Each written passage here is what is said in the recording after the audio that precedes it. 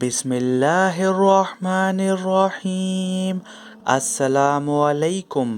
آج کی ویڈیو میں ہم یمن کے ایک بادشاہ جس کا نام اسد ابو کرب تھا کا واقعہ بیان کریں گے۔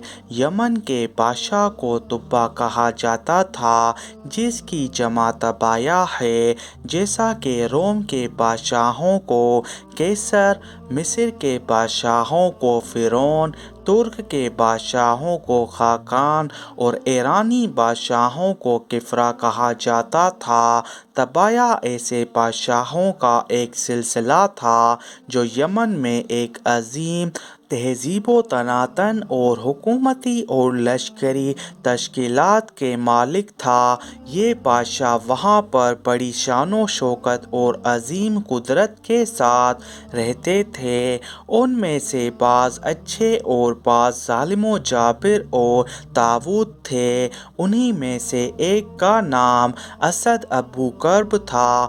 بعض روایت کے مطابق وہ خود اچھا شخص تھا، لیکن اس کی قوم گمراہی اور ضلالت میں غرق تھی جو کہ ہلاک اور تباہ ہو گئی تھی۔ اسد ایک مقتدر بادشاہ تھا۔ اس نے اپنی قدرت مند فوج کے ذریعے بہت سے ملکوں کو فتح کیا اور وہاں پر اپنا جھنڈا لہرایا تھا۔ انہی فتوحات میں سے مکہ و مدینہ کو فتح کرنے کی ایک خوبصورت داستان بھی ہے۔ اسد ابو کرب اپنے ملک کو وسیع و عریض کرنے کی غرض سے شہر مدینہ کو فتح کرنے کے لیے مدینہ کے نزدیک آیا اور مدینہ شہر کا محاصرہ کیا۔ اس نے یہودی علماء کے نام پیغام بھیجا کہ میں سرزمین مدینہ کو ویران کرنے والا ہوں، تاکہ اس میں ایک بھی یہودی باقی نہ رہے اور وہاں صرف اور صرف عرب کا قانون حاکم ہو۔ یہودیوں کا سب سے بڑا عالم شامول وہاں پر تھا۔ اس نے کہا، اے بادشاہ، یہ وہ شہر ہے جو حضرت اسماعیل علیہ السلام کی نسل سے آنے والے پیغمبر کی ہجرت گاہ ہے، جو مکہ میں پیدا ہوگا۔ پھر پیغمبر اسلام کے کچھ اوصاف بیان کیے۔ تبا چونکہ پہلے کچھ جانتا تھا، اس نے کہا، پھر میں اس شہر کو ویران کرنے سے گریز کرتا ہوں۔ اسد نے اوس خزرج کے بعض قبائل کو حکم دیا کہ وہ اس شہر میں رہیں۔ جب پیغمبر موعود حضرت محمد صلی اللہ علیہ وآلہ وسلم ظہور کریں، ان کی مدد کرنا اور اپنی اولاد کو بھی اس بارے میں سفارش کرنا، یہاں تک کہ اس نے ان کے نام اپنے ایک خط میں پیغمبر موعود پر ایمان لانے کا اظہار بھی کیا۔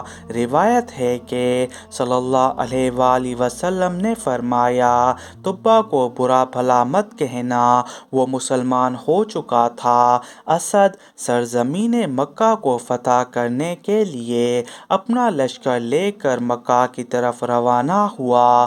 اس وقت اس کے ہمراہ 4000 دانشور موجود تھے۔ اس نے مکہ کو فتح کیا۔ اب وہ کعبہ کو ویران کرنا چاہتا تھا کہ اسے زکام کا سخت مرض لگ گیا۔ اس بیماری کی وجہ سے اس کے کانوں، اس کی آنکھوں اور ناک سے بدبودار پانی بہنے لگا۔ طبیب اس کے علاج سے عاجز آ گئے اور انہوں نے کہا، یہ آسمانی مرض ہے، اس کا علاج ہماری قدرت سے باہر ہے۔ اگلے دن ایک دانشور مخفیانہ طور پر اسد کے وزیر کے پاس آیا اور کہا، اگر اسد اپنی نیت پاک و صاف کر لے تو میں اس کا علاج کرتا ہوں۔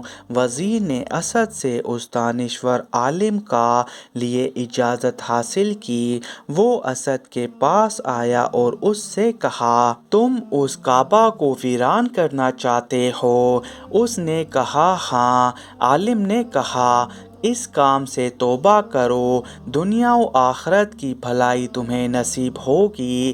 اسد نے توبہ کر لی تو اتفاق سے اس مرض سے شفا یاب ہو گیا۔ لہٰذا اسی وجہ سے خدا اور حضرت ابراہیم خلیل علیہ السلام پر ایمان لے آیا۔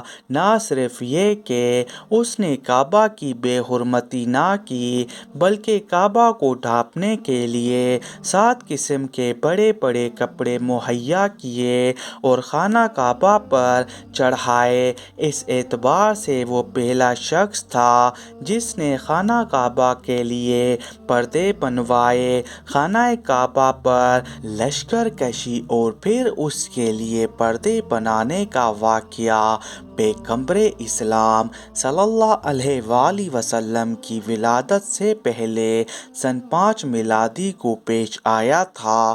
بہرحال اسد ابو کرب خود اچھا شخص تھا اور اپنے مقاصد کا احترام کرتا تھا، لیکن اس کی قوم فتوحات اور کسب قدرت کے نشے میں ایک گمراہ اور ستمگر قوم بن چکی تھی۔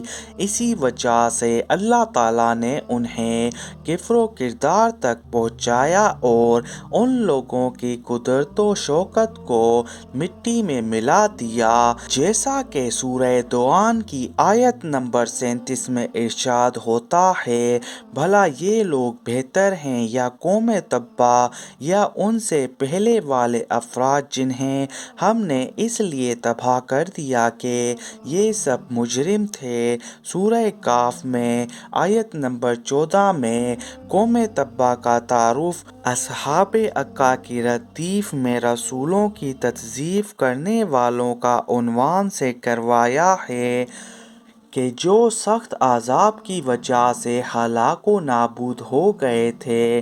یہ تھی قوم تبع کی عبرت انگیز داستان کہ جو ایک وقت میں صاحب اقتدار اور وسیع ملک پر قابض تھے، لیکن غرور و تکبر اور گناہوں کی وجہ سے عذاب الہی میں گرفتار ہوئے اور ان کی زندگی بے خور کر رہ گئی، ان کی قدرت و طاقت خاک میں مل گئی۔ اسی واقعے کو بیان کرنے کے بعد اللہ تعالیٰ حضرت محمد مصطفیٰ صلی اللہ علیہ وآلہ وسلم کے دور کے مشرکین مکہ کو ایک پیغام دیتا ہے کہ مشرکین مکہ جو کہ ان سے بہت زیادہ کمزور ہیں، یہ خیال نہ کریں کہ وہ اسلام کے مقابلے میں اپنی قدرت کا مظاہرہ کرتے ہوئے اسلام کا مقابلہ کر سکیں گے۔ ان لوگوں کا بھی وہی حال ہوگا جو قوم تبع کا ہوا ہے۔ البتہ یہ بہت کم ہے کہ ایک قوم کا رئیس نیک ہو لیکن اس کی قوم بری ہو اور خداوند متعال نے اس قوم کی سرزنش کرتے ہوئے اس کا تعارف ہلاک ہونے والوں کے عنوان سے کروایا ہے۔